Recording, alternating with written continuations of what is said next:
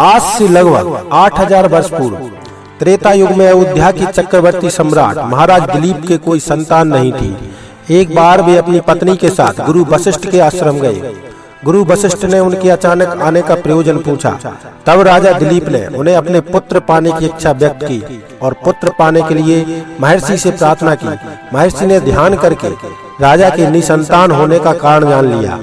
उन्होंने राजा दिलीप से कहा, राजन, आप देवराज इंद्र से मिलकर जब स्वर्ग से पृथ्वी पर आ रहे थे तो आपने रास्ते में खड़ी कामधेनु को प्रणाम नहीं किया। शीघ्रता में होने के कारण आपने कामधेनु को देखा ही नहीं। कामधेनु ने आपको शाप दे दिया कि आपको उनकी संतान की सेवा किए बिना आपको पुत्र नहीं होगा। महाराज दिलीप बोले, गुरुदेव, सभी गायें कामधेनु की संतान हैं। गौ सेवा तो बड़े पुण्य का काम है, मैं गायों की सेवा जरूर करूंगा। गुरु वशिष्ठ ने कहा, राजन, मेरे आश्रम में जो नंदिनी नाम की गाय है वह कामधेनु की पुत्री है, आप उसी की सेवा करें। महाराज दिलीप सवेरे ही नंदिनी के पीछे पीछे वन में गए। वह जब खड़ी होती तो राजा दिलीप भी खड़े रहते।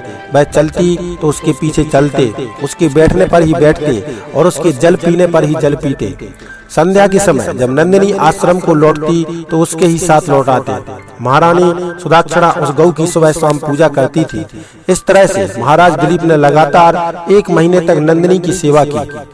सेवा करते हुए 1 महीना पूरा हो रहा था। उस दिन महाराज वन में कुछ सुंदर पुष्पों को देखने लगे और इतने में नंदिनी आगे चली गई।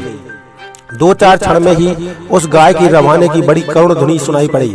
महाराज जब दौड़कर वहां पहुंचे तो देखते हैं कि उस झरने के पास एक विशालकाय शेर उस सुंदर गाय को दबोचे बैठा है। शेर मारकर गाय को छुड़ाने के लिए राजा दिलीप ने धनुष उठाया और तरकस से बाण निकालने लगे तो उनका हाथ तरकस से ही चिपक गया। आश्चर्य में पड़े राजा दिलीप से उस विशाल शेर ने मनुष्य की आवाज में कहा, राजन, मैं कोई साधारण शेर नहीं हूँ, मैं भगवान शिव का सेवक हूँ। अब आप लौट जाइए, मैं भूखा हूँ, मैं इसे खाकर अपनी भूख मिटाऊंगा।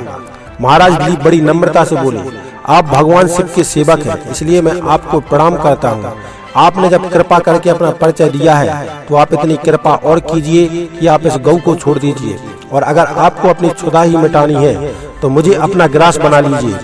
उस शेर ने महाराज को बहुत समझाया, लेकिन राजा दिलीप नहीं माने और अंततः अपने दोनों हाथ जोड़कर शेर के समीप यह सोचकर नतमस्तक हो गए कि शेर उनको अभी कुछ ही क्षणों में अपना ग्रास बना लेगा। तभी नंदिनी ने मनुष्य की आवाज में कहा, महाराज, आप उठ जाइए, यह कोई शेर नहीं है, सब मेरी माया थी। मैं तो आपकी परीक्षा ले रही थी। मैं आपकी सेवा से अति प्रसन्न हूँ। इस घटना के कुछ महीनों बाद रानी गर्भवती हुई और उन्हें पुत्र रत्न की प्राप्ति हुई। उनके पुत्र का नाम रघु था। महाराज रघु के नाम पर ही रघुवंश की स्थापना हुई। कई पीढ़ियों के बाद इसी कुल में भगवान श्री राम का अवतार हुआ। तो दोस्तों, आप लोगों के लिए यह कथा कैसी लगी हमें कमेंट बॉक्स में जरूर बताएं। अगर अच्छी लगी हो तो वीडियो को लाइक और शेयर जरूर करें और हमारे YouTube चैनल को जल्दी से सब्सक्राइब कर लें। बहुत बहुत धन्यवाद।